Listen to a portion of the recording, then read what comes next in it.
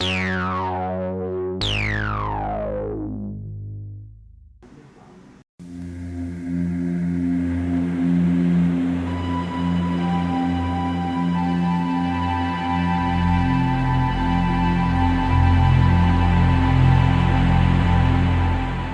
Nick, did you like Melrose Place or Beverly Hills 90210 better?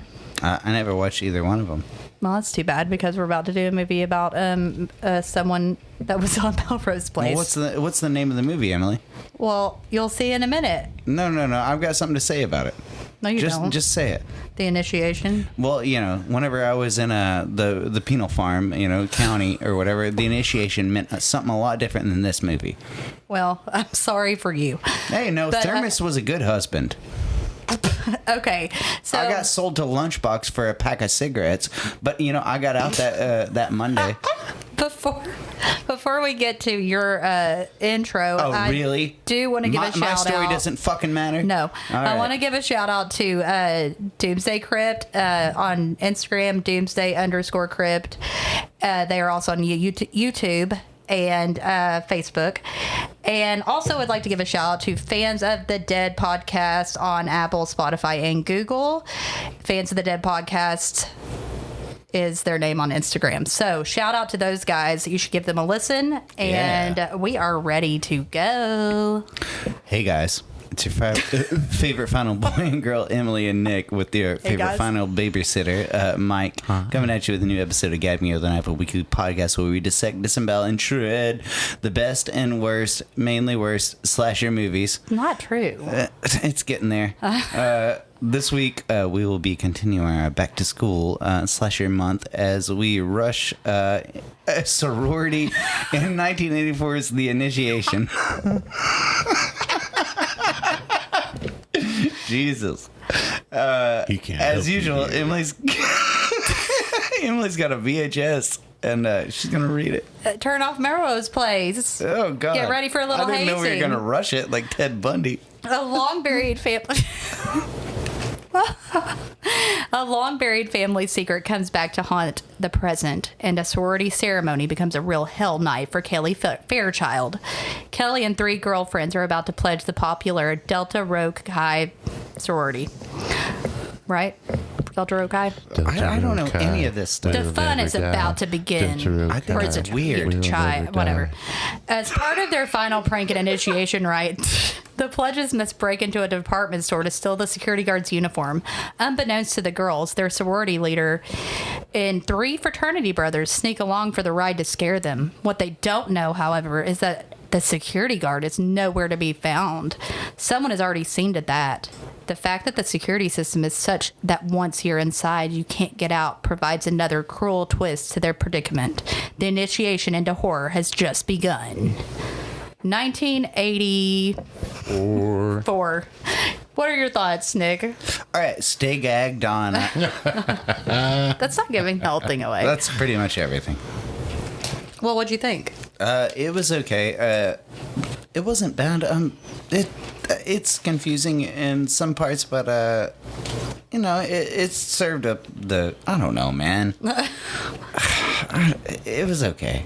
I thought it was going to be better. It started out, and I thought it was going to be better than it was. I agree with that. I thought it was going to be a lot better, especially considering the cast. The cast it's got a really good cast. Yeah, the acting's okay. Yeah.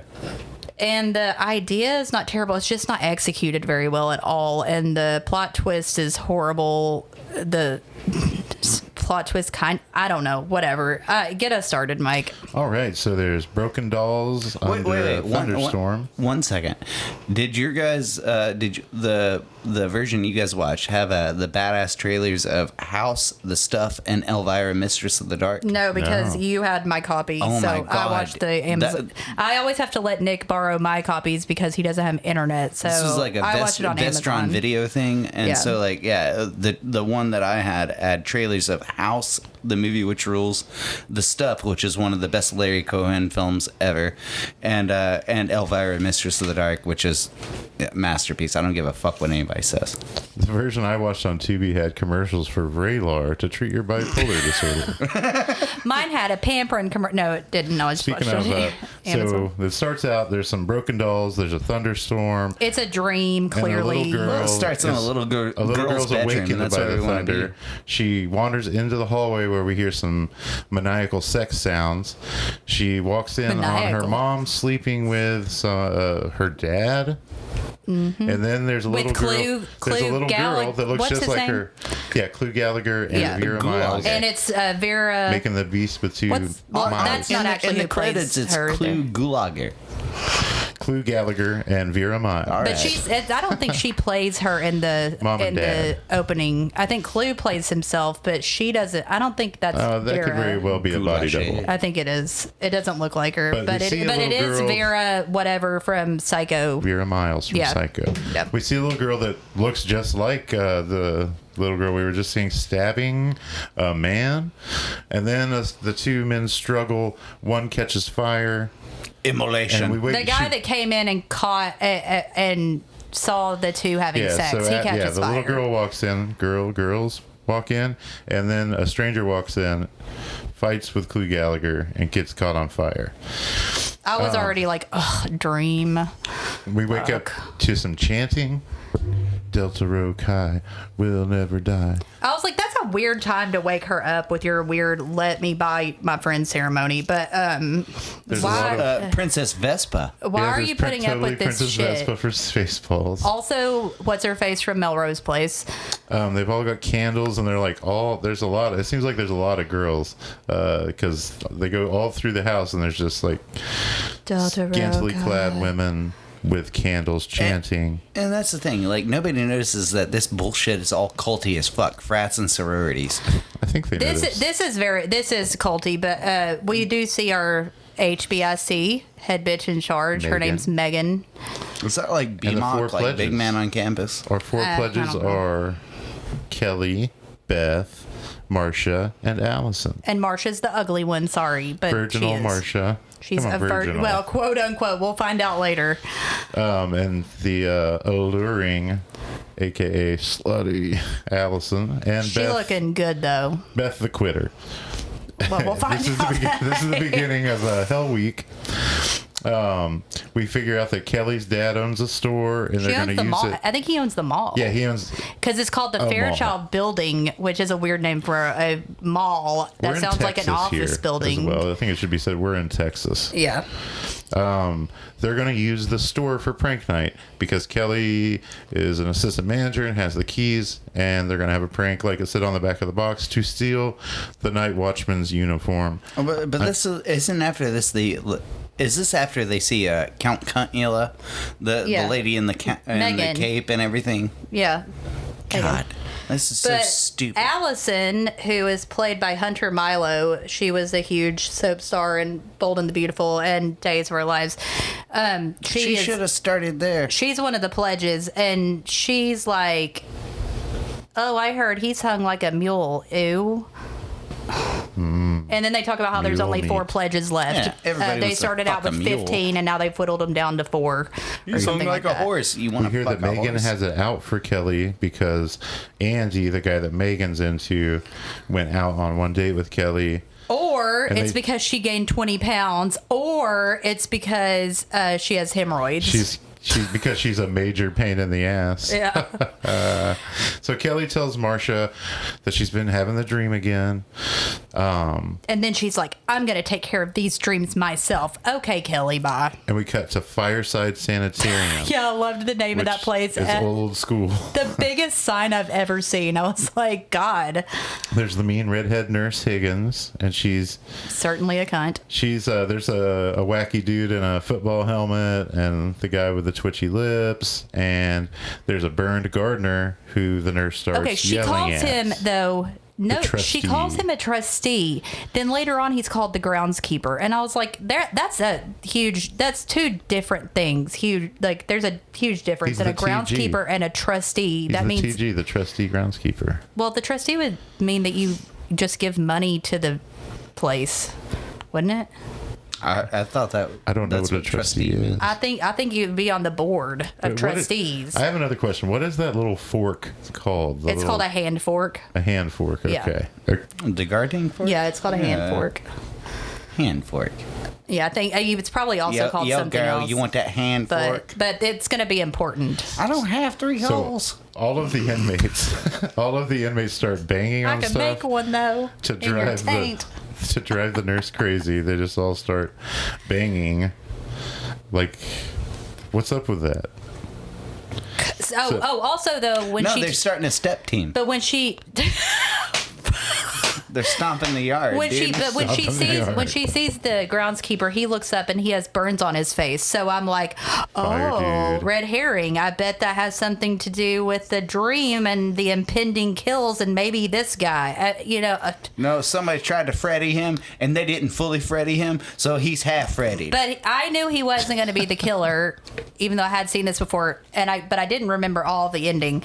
I knew he wouldn't be the killer though because too obvious. We get some killer vision. Yeah. Which includes a shot of the gloved hands unlocking the door. And that killer vision might be half Freddy. So the nurse, I guess some inmates have gotten out from the unlocked door. Oh, that part's the nurse creepy. comes out and the When she's crazy leaving? people are singing Ring Around the Rosie. That part's creepy as fuck. And she actually makes it to her car, but they surround her car, and waiting in the back seat is the gloved hand killer with the hand fork. How'd you know?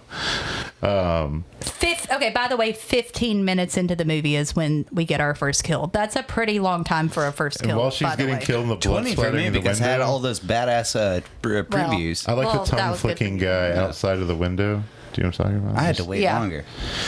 So we get to go see. It was a pretty good kill, though. I mean, even though it's just a hand fork, it had good blood and gore, I thought.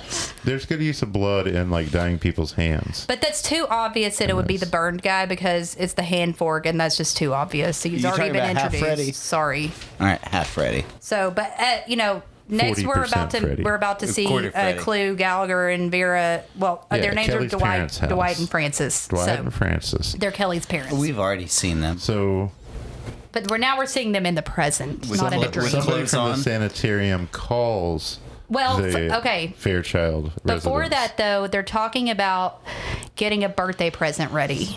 And He doesn't care. Dwight doesn't give a shit. But because it's not his real daughter. But when Kelly shows up, he acts like he really cares. So that makes me think that present wasn't for Kelly. That present was for somebody at the sanitarium, maybe an evil twin. Oh, I didn't catch that. That's good. That's the only background that I got for the end of this movie. Did you notice there were also a lot of people with horses right here? Yeah, when it shows her pulling up, there's just this random guy walking a horse outside of she her house. passes a person riding a horse. Yeah, I was like, okay, I guess you're rich, but why are there horses in your front yard? Because they're rich. So on the phone. Well, they would be on a side yard. No. Yeah, they would. When you're rich, it doesn't matter. No, horses, no. That's the cool thing about being rich. You can keep horses in other people's yards. So Clue and Vera, they get a phone call that the people have escaped from the sanitarium. Yeah, and it's made known that the gardener and somebody else they know. No, escaped. they don't say the gardener. They don't say anything. The gardener escaped. You're just calling they. Well, all Francis says is, "Was it?" And Dwight says yes. Yep. It's implied. It's implied that it's But then somebody. Kelly busts in and she's like, "Oh, what's wrong with you guys? Who died?" And they're like, well, before that though, Dwight says it doesn't matter because the sanitarium is 300 miles away. True. So, yeah, but she's like, who died? And she was like, God, it's just a joke. But Dwight's like, she's a daddy's girl Champagne for time. sure. So The sanitarium was 300 miles away, she, and only a crazy person would walk here. she shows up just in time to not hear anything that was said. But now Daddy cares about her birthday. So who didn't he care about? Maybe a secret twin. Somebody else with the same birthday for sure.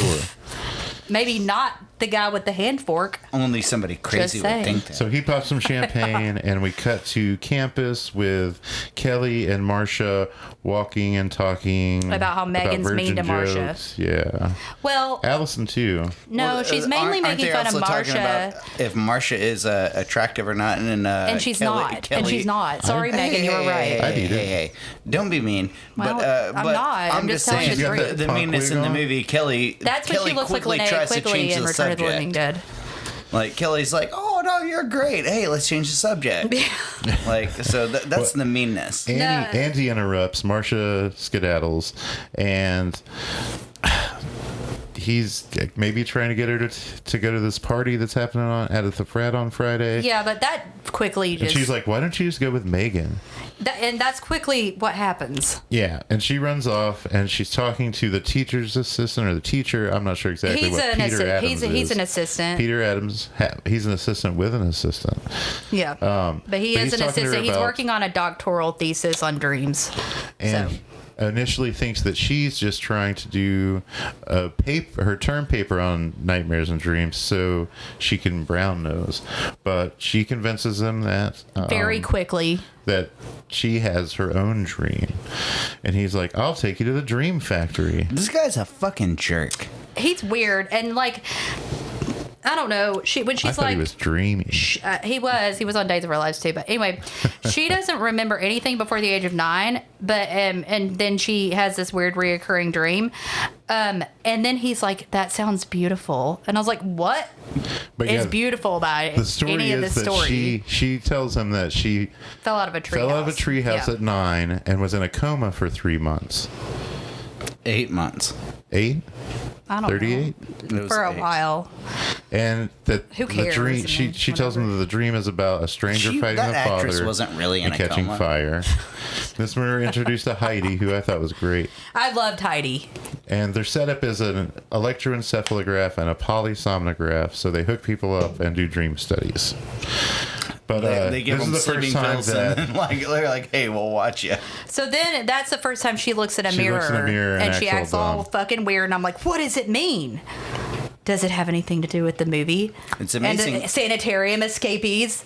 I bet it does. Could it? It's amazing how she had done her hair and her makeup. Yeah, I know. I was like, how? Before that, I was like, does she never look in the mirror?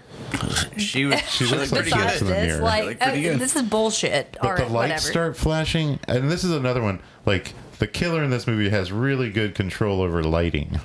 I think that happens a lot in these movies.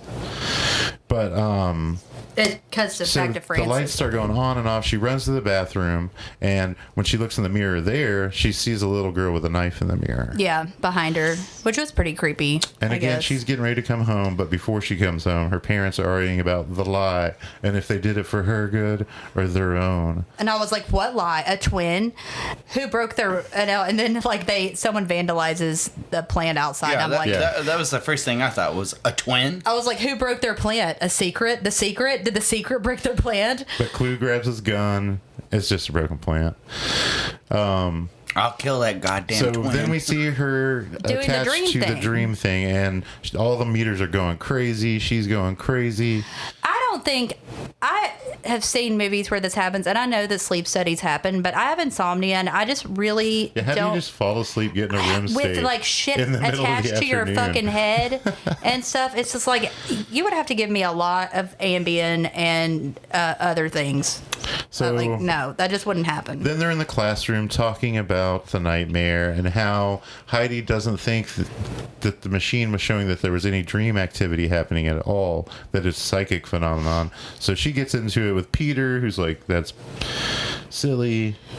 Yeah, because she says it probably actually happened since Heidi said the test didn't indicate a dream. And what the fuck else do you call the imagery you see while you're sleeping? Not psychic, whatever. Yeah, even if it is something that actually happened, it would still be a dream. I'm sorry, but like that doesn't add up to me. That's still a dream, even if it is a memory. That would still be a dream because it's imagery happening while you're asleep. Yeah. So it would still show up as a fucking dream. Consciously thinking it would still show up as a dream. So whatever, they're both wrong. So that's how you cope with things. You just consider memories like a dream. Well, if you can't remember it, I guess. Yeah. All right.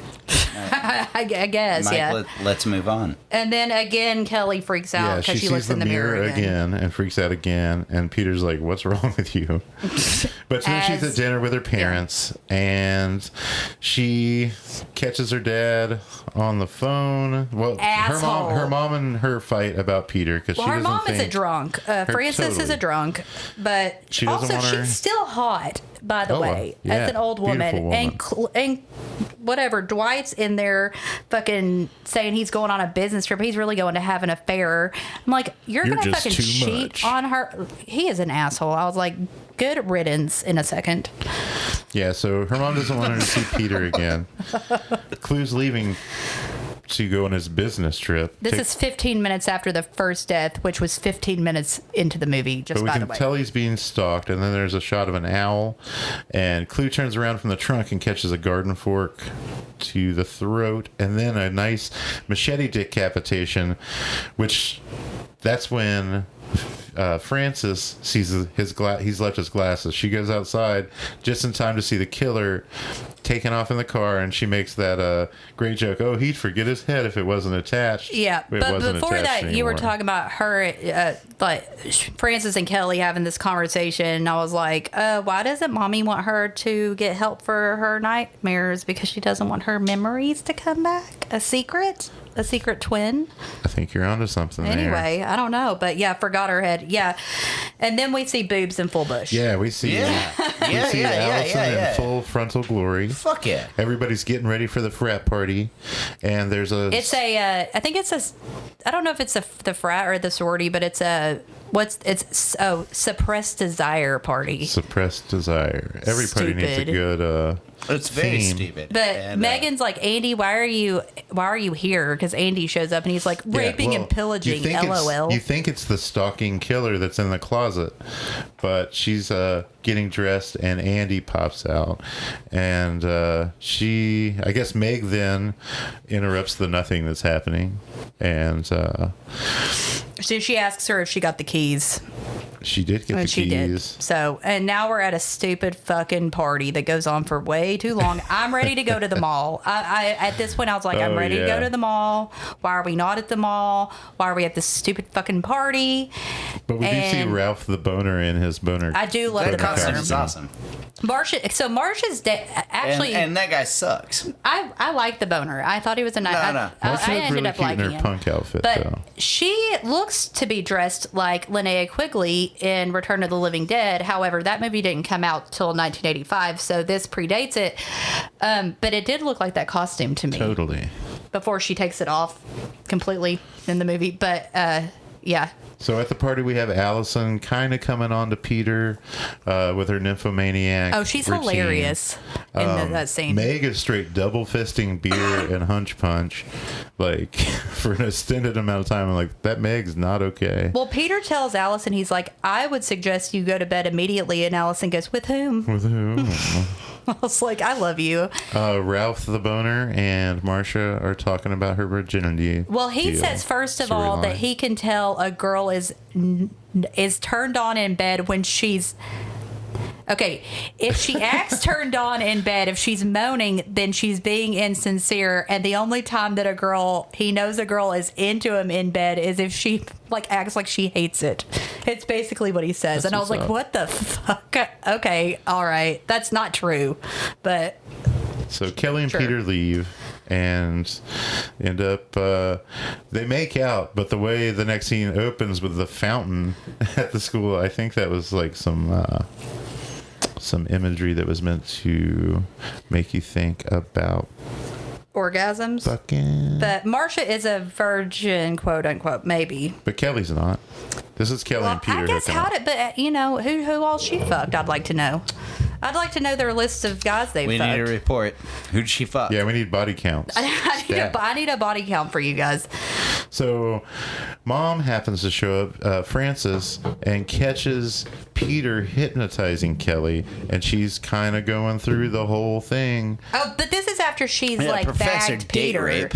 This is after she's bagged Peter after the party. Yeah, that's what I was saying. That's when we open on the next morning with a fountain. Yeah, because she says she looks in the mirror again, but I don't care about it anymore. But she said the party reminded her when she was 12, and I was like, I don't give a fuck. And then they start making out. Oh, okay. That's why she chose him. Oh yeah, she said she chose. I was like, okay, it must be nice, you fucking cunt. Like, bye. She chose what Peter class she was going to succeed in and get an A. Yeah, I guess so. Yeah. What class she was but here comes Mama and Peter feels special about this. Like, he's the only teacher that this girl's throwing it on. Right. Cool. Yeah. Well, I mean, she's not Allison, I guess. Yeah. Where there's one, there's a million. Yeah. So the mom walks in mid-hypnotizing Well, she's already hypnotized. Yeah, she's already been hypnotized and said all this shit about the dream. And when she walks in and starts raising a fuss, Peter tries to wake Kelly up by calling her Kelly Fairchild, and it's not working. And that's when the mother's like, Kelly Randall, use Kelly Randall. And she does wake up. So we know now that her name was originally not Fairchild. I was like, there's a secret, but that's not the whole secret. So here we go. Mom's getting real. But then the mother like demands her out of there and is like, go wait in the car while I bitch these people out. And it's like, okay, you're in college. You're like over 18. Yeah. Like your mother doesn't have any, say so. But also I was like, Kelly Randall. And then I wrote, when are we going to the mall? I just want to go to the mall. We're getting there. Anyway, Frances does look good, so I don't know why Dwight was cheating on her. That's a side note. But anyway, Heidi was right. Yeah, Heidi was right. It's a memory, not a dream, even though it's kind of a dream. Anyway. And then Peter comes to this weird conclusion that split personality. She has split personality because that's when, like, why she freaks out when she looks in the mirror because she has schizophrenia, and that's why she's never seen a psychiatrist. And I was like, well, then how the fuck would you know that she has schizophrenia? Okay, none of this makes sense. So, we're getting also, there. It's prank night now. It's been 47 minutes, and we've only had 2 deaths, and we haven't been to the mall. And now they think Kelly is a schizo who's homicidal. But okay, all right. Okay, so you it's fucked prank her, night. Peter. They're gonna let Kelly go first to unlock the door, and then. But before that, Beth quits. Oh yeah, Beth decides she is not having any of this. She is almost kicked out, but quits first. We see the night watchman drinking beer in the movie. Drinking beer and looking at porn, but an alarm goes off. He goes and checks it out outside, stomps on a can. And then there's this ridiculous elongated cat and mouse scene where the night watchman's trying to figure out what's going on. And he picks up some shades, and we see Kelly's reflection in the shades right before he turns around and gets stabbed by the, what was it, hand fork? Hand fork, right? Which they did not include in the kill count that I looked up, by the way. They did not count his death. He even falls out of something later. I know. Also, how would he not die? It wouldn't make any sense for him not to die. Anyway, so. Yeah, we don't see. Yeah.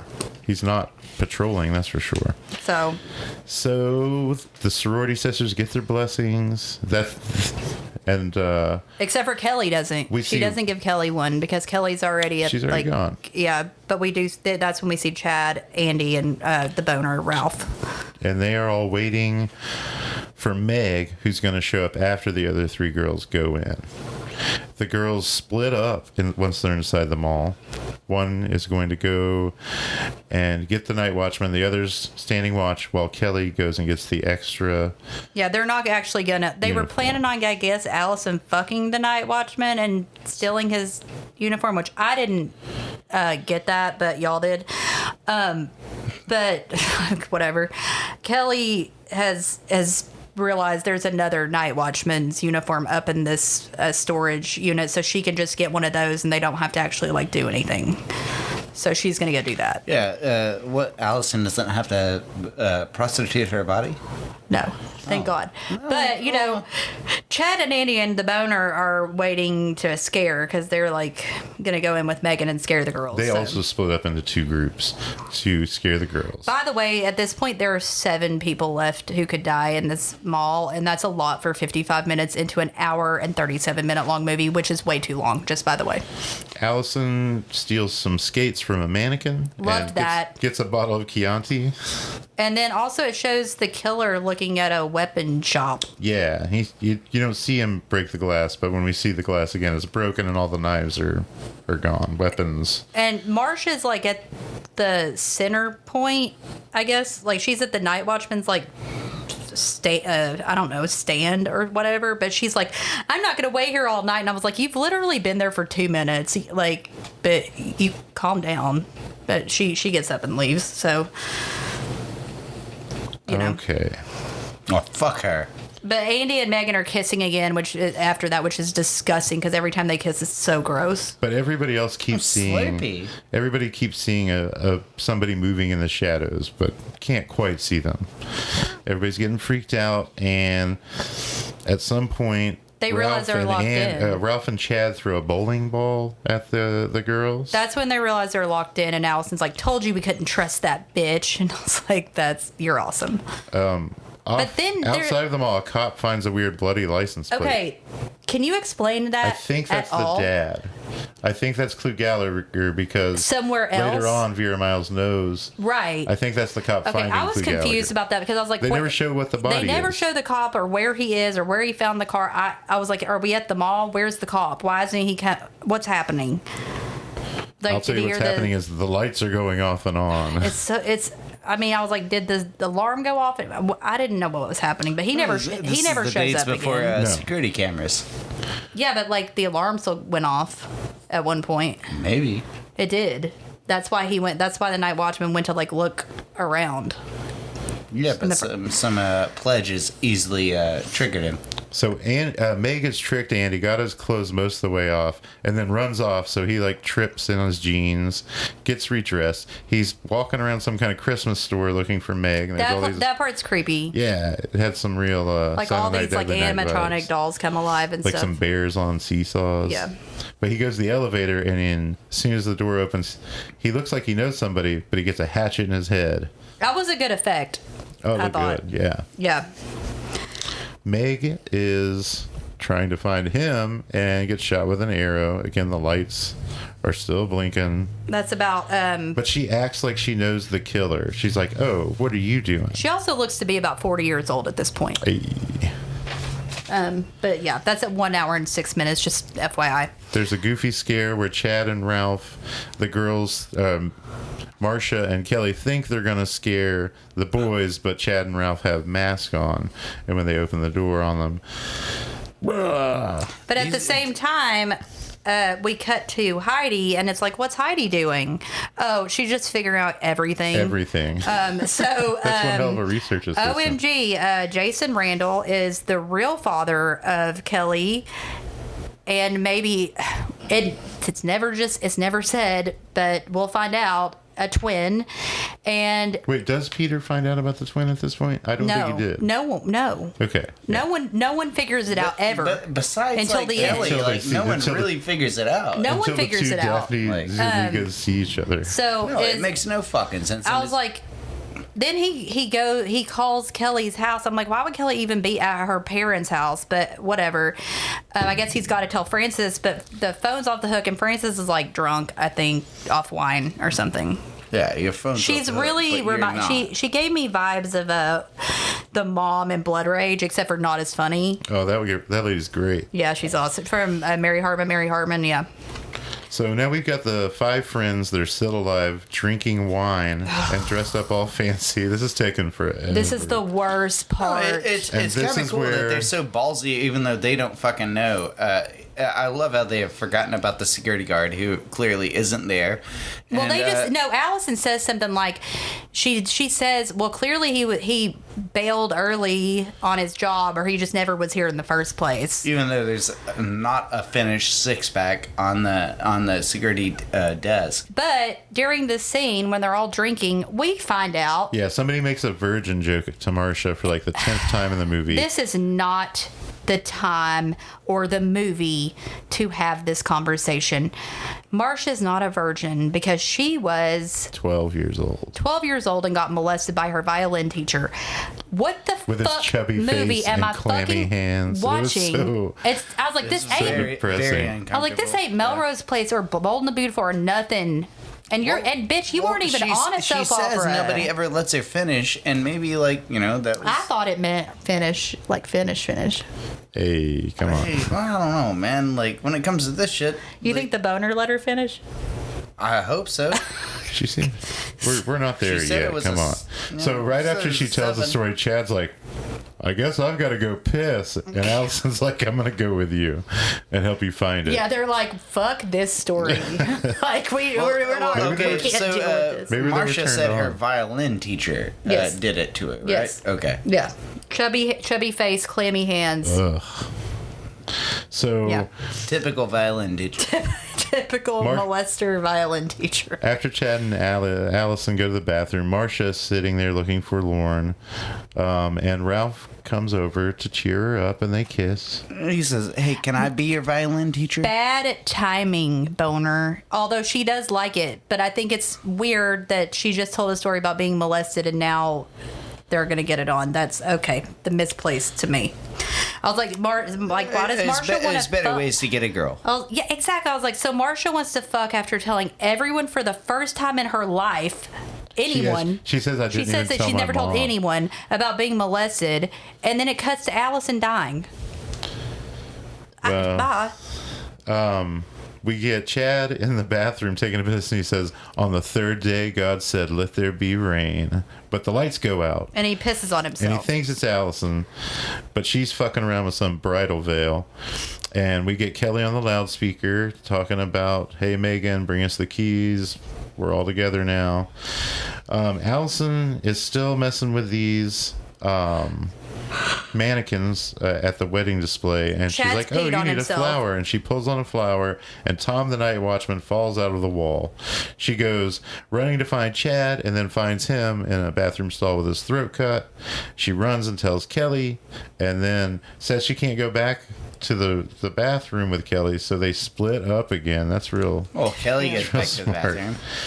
Kelly sees Chad, and the word Kelly is written in blood on the wall. So cut to Marcia. I think that's when Marcia fucks. Marcia and Radish are in bed. Not Radish. That's from Final Exam. The boner. You mean Ralph the boner. Yeah. Yeah. Radish the boner. Ralph the boner. Squeak. Name's Ralph. So Allison goes to the security desk like Kelly told her to, and she gets really stabbed there. And you think she's going to get the loudspeaker on so she could scream over the loudspeaker. Oh, she had just gotten laid. But she gets real dead. Kelly hears her screaming, but when Kelly comes back, she doesn't see Allison's corpse. She just sees blood around the phone and a shoe laying there. And then we cut to Peter goes to the Fairchild house, and Frances is drunk as fuck. She's drunk as fuck. And then she admits that she found Dwight murdered.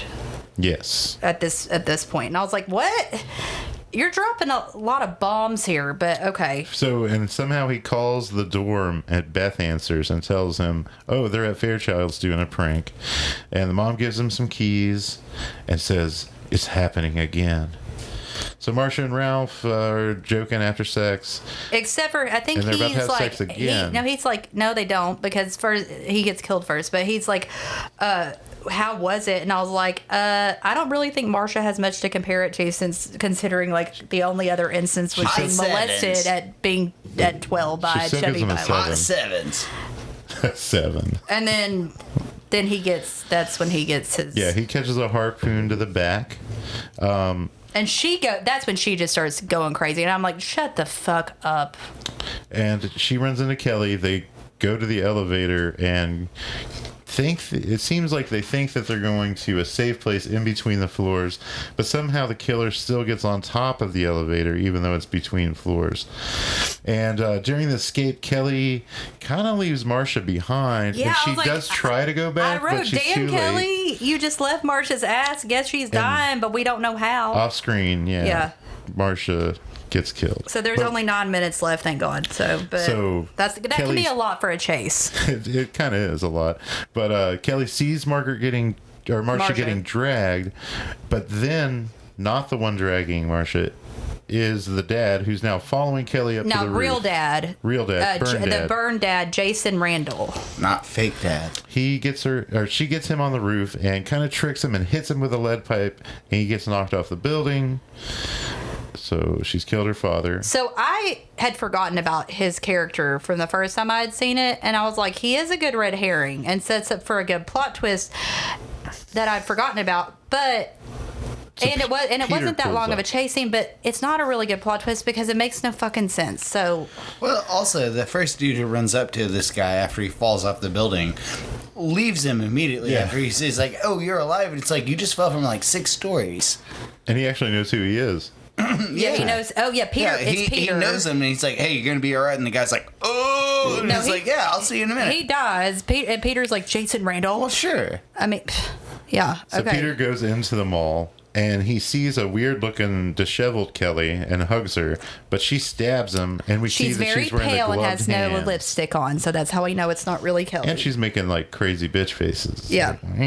This is not the Kelly he's looking up next to. No, it's not. Every gloved hand has been this girl's glove. And she stabs him. She stabs him. That makes you question, like, which one of the Kellys did he fuck? I'm pretty sure it was Kelly, not. Yeah. And What's every this one of lady's these name? goddamn Shelley? back to school fucking things, they always fuck the teacher. But this twin plot twist makes no sense at all. And there's a lot of dumb exposition where the twin tells Kelly she's going to take her place. Yeah. She's and been then shadowing her. out of nowhere. The mom, yeah, and this is kind of blood ragey too, right? Yeah. The mom shoots. Except for the fact that the bad twin in this.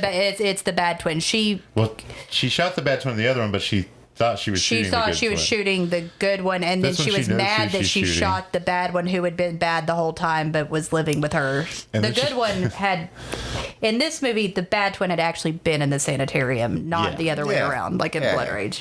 Yeah. But So- Mama gunned down bad. Her name is actually credited as Terry, but she's Terry. never called Terry in the movie. But that's her name. So she And then guns the her down. cops take away Peter. the mom.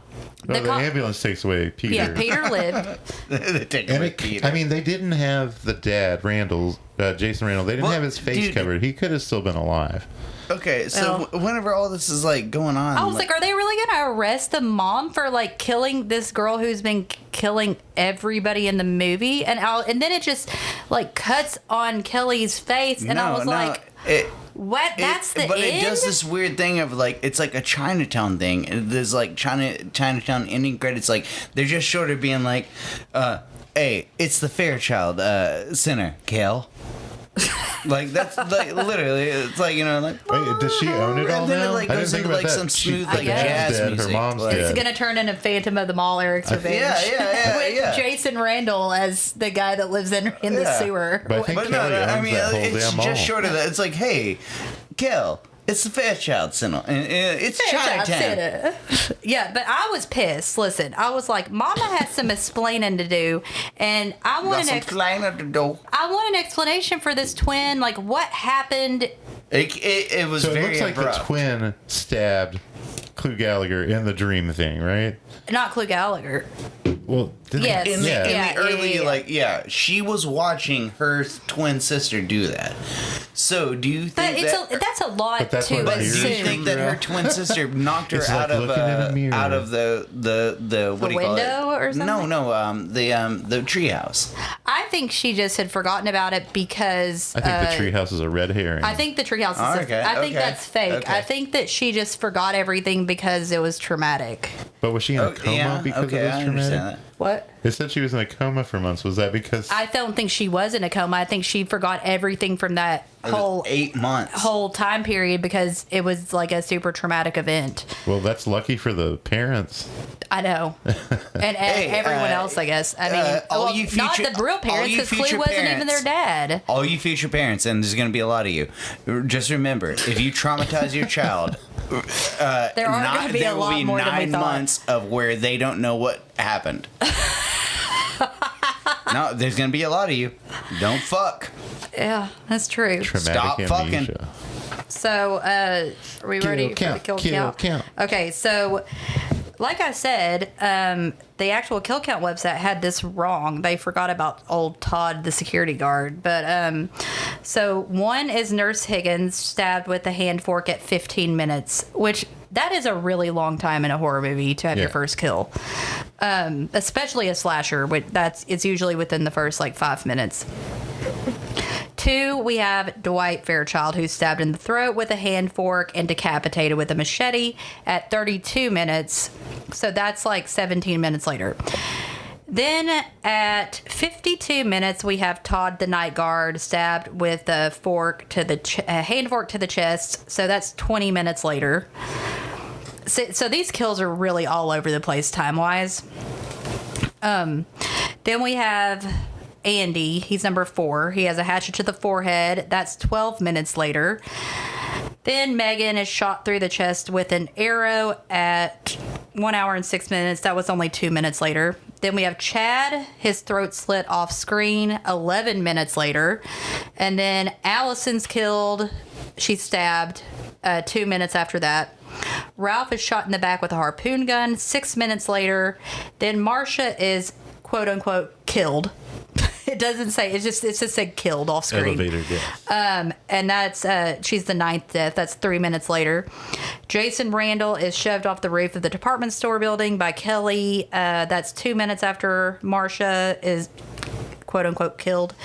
And then, 3 minutes later, we have Terry Fairchild, aka the bad seed, the bad twin, and she's shot to death by Francis Fairchild at 1:33. Which, by the way, still don't think she should have been sent to jail for this. But okay, I mean, lying to her daughter is not Maybe they're just going to let her sleep it off in the drunk tank. I mean, she was wasted, so I don't know. As far as fun facts, I do have quite a bit because I am not a huge fan of Melrose Place. I did like Beverly Hills 90210 more, but anyway.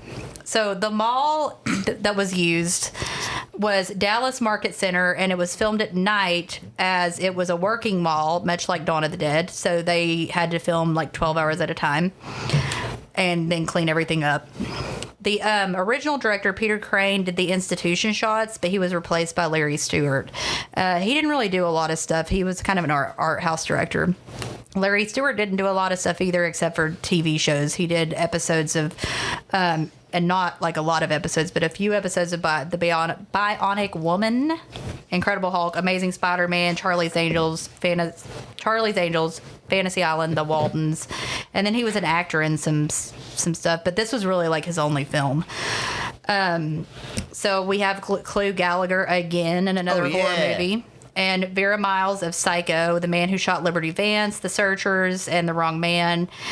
At one point, she was called the new Grace Kelly, but I don't know. She was supposed to be in another Alfred Hitchcock movie, and then she was replaced. I think because maybe she got pregnant or something. But step down trick. So we have Daphne Zuniga.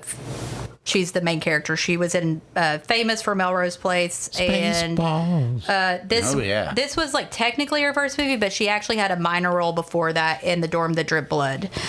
Yeah, she's also in The Fly too. Yeah, she is. Is she? Mm-hmm. Yeah. No shit. So, wait. The Fly 2, like the sequel to the sequel to the Cronenberg. To the Cronenberg one. Okay. Yeah. No, not the 50s shit. Not the she was in the She was in the Return of the Fly. Price, Return of the Fly. Yeah, Return of the Fly. That's Alan DeLong. Okay, so she was in the Eric Stoltz. Yes. Yeah. Okay, cool. So this was also the first film of Hunter Tylo, who played Allison. She was famous for being in The Bold and the Beautiful and Days of Our Lives. So I do have a cool story about her. So she was supposed to play Taylor McBride for at least 8 episodes on Melrose Place. She actually left The Bold and the Beautiful for it, but she became pregnant and they fired her. So she overheard people talking at Spelling Productions asking why she couldn't just get an abortion. So she decided to sue them, and she won $4.8 million. Her part was recast with Lisa Rinna, a famous, she's on Real Housewives of Beverly Hills, and she was also on Days. She played Billy. But she was also pregnant when she was cast, and she was allowed to keep the role. So anyway, the baby. Hunter Milo went back to Bold and the Beautiful and was on it for 2,494 episodes, which is a lot. Christ. That's so many fucking Emily, episodes. do you watch soaps? I used to watch Days. I used to watch Passions. Oh, I watched Passions too, because I was like, I'm gonna start watching a soap opera from the beginning. I remember in I think it was like 2002 or 2001. Yeah, well, he died though. What was the little one? The little guy, Timmy or something. Timmy, he died. yeah, he died in real life though. They had to I thought you meant in the show. No, in real life he died. Yeah. So he died in the show too, I guess. Multiple times in the show, and then it eventually made him die in real life. So okay, she was chaos magic is a fucked up thing. Hunter Tylo was also on Days for 40 episodes. Lisa Rinna was on Melrose Place for 66 episodes, which she would have been on. But then she was on days too, but they wouldn't have. She was on it for 675 episodes. So their paths did not cross, though. Daphne Zuniga played Joe Reynolds on Melrose Place from 1992 to 1996 for 111 episodes. And then the guy who played Peter was also on Days of Our Lives from 2014 to 2022 for 153 episodes. Okay, now do my IMDb. You were on Passions for one episode. No, I was in the Heart is Deceitful. No, do me. No. Okay. So, do you have an IMDb page? No, but I am in SAG. Fucking are not. I am. Fuck you. Were you the guy she got in trouble with that was underage? No. One time. That was the kid. You're talking about Daria. You're talking about Argento. Argento lore. She was. I was watching that. I was flipping through channels at my parents' house one time, and like I was like, and you saw the footage of her screwing underage. No, I was seriously just like flipping, and I was like, is that Ian Lawrence? And it was just the scene with I was like, how did I see Ian Lawrence on TV? I was in that movie. Anyway, okay. The twins' name is Terry. I saw some stuff. Talk to me. Hit us up. Like I said, but it's never said in the film. The budget, I couldn't find it. I didn't see anything. But it was low, and there was no gross to be found. But it was released at the same time as Nightmare on Elm Street, so sorry. Like it wasn't. It was a well-made movie. It was, but I'm saying like it got released at the same time as Nightmare on Elm Street, so I don't think it grossed well. Yeah, that's a much better horror movie about dreams and nightmares. Yeah. So, how many stars do you give this, Nick? 2.5. I do give it 2.5. It's not a bad movie. I also gave it 2 to 2.5 out of 5. I like the camaraderie was cool. Yeah. So is that 2.25? It had different deaths, a 2 to 2.5. But I thought it was pretty predictable, though. The death timings kind of bothered me. There was not enough time at the mall for me. It was too long. That an hour and 37 minutes is too long for a fucking slasher. So. I thought it was okay. It could have been better. The lighting in the movie reminded me of Chopping Mall, which is a superior film, and a completely different film. Well, yeah. But no, I enjoyed it. 2.5. What'd you give it? I'm gonna hold the company line and also go 2.5. Yeah, I'm going between 2 and 2.5. It was well made, like as far as how it looked, and the acting was really good. But there were some places where the story could have used a little oomph. So you really knew. You mean like some kind of explanation? Going on a little bit. Like any kind of explanation about the twin? At least there was a motive in this one. That definitely affected the score for me. Oh, and I did like the score a little bit. There's some nice he's talking about the stars, stuff. but yeah, the score was good. I like the score as well. Yeah. The score was good. It was like there were parts in Final Exam that I thought that was good, but it was inconsistent. This one was pretty consistently good with the score. So, anyway, stay gagged on your evil twin that you don't know about. Stay gagged on flimsy plastic gloves. Stay gagged on Princess Vespa and Prince Valium. Stay gagged on Daphne Zuniga and Hunter Milo. And stay gagged on all of our social media, Instagram, TikTok, Gag Me With a Knife Podcast. Our Twitter handle is Gag Knife Pod. And you can get our merch at gagmewithaKnifepodcast.com. And Nick Benson, stay gagged on him. Yeah, stay gagged. We'll see you next time for our last movie in the 5-part back-to-school slashers. We've watched all of them. They're all done. We got one more. Yeah, we have one more. Stay gagged on the last movie. Well, not of all time, but just the last movie. Oh, God. The last picture show. That's what we're doing with Sybil Shepherd. Bye. Woo! DJ Skrilla. What's up, Gamma Phi Beta? Whoa! Okay, whoa, okay, whoa, check it.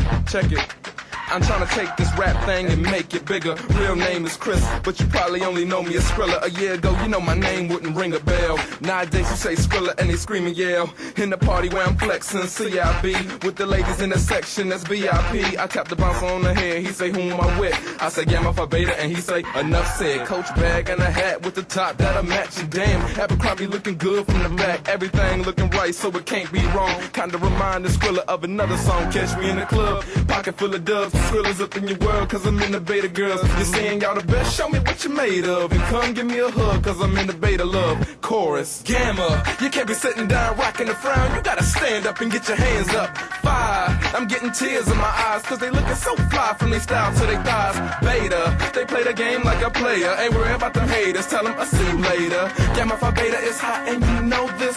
Bustin' through the game cause we focus. I just came from the telly, now I'm talking business moves with business crews up on my celly. I dropped the phone from my ear, cause shorty looking fine with the pink carnation off in her hair. I swear I had to hold my chest, I figured she had a date. She was dressed in a formal dress, she said her date left her in the cold. And it was just my luck, cause my outfit was brown and mold. Now I'm in the spot dancing, romancing. I'm real when I say I'm feeling like Nelly. Temperature starting to steer dirty. It's getting hot in here. Freeze the beat at the sound of the snap. Clap, clap your hands. Clap, clap your hands. Clap, clap. Alright, cool, bring the beat back. Gamma, you can't be sitting down rocking the frown. You gotta stand up and get your hands up. 5, I'm getting tears in my eyes, cause they looking so fly from their style to their thighs. Beta, they play the game like a player. Ain't worried about them haters, tell them I'll see you later. Gamma Phi Beta is hot and you know this. Bustin' through the game cause we focus. Ooh, mommy dance to the tune. She got a nice curve in the back, kinda like a crescent moon. Oh, and she loving my labor. I'm in the learning, loyalty, or whatever the favor. Oh, they saying he's sweet. So here's what you can do for me. Play the track on repeat. DJ Skrilla signing off. I'ma keep rhyming and Gamma Phi Beta keep shining. Break it down, girl. Okay. Break it down, girl. Okay. Whoa. Break it down, girl. Whoa. Whoa. Oh. Whoa. Whoa. Whoa. Oh. Gamma, you can't be sitting down rocking the frown. You gotta stand up and get your hands up. 5, I'm getting tears in my eyes, cause they looking so fly from their style to their thighs. Beta, they play the game like a player. Ain't worried about them haters, tell them I'll see you later. Gamma Phi Beta is hot and you know this. Bustin' through the game cause we focus.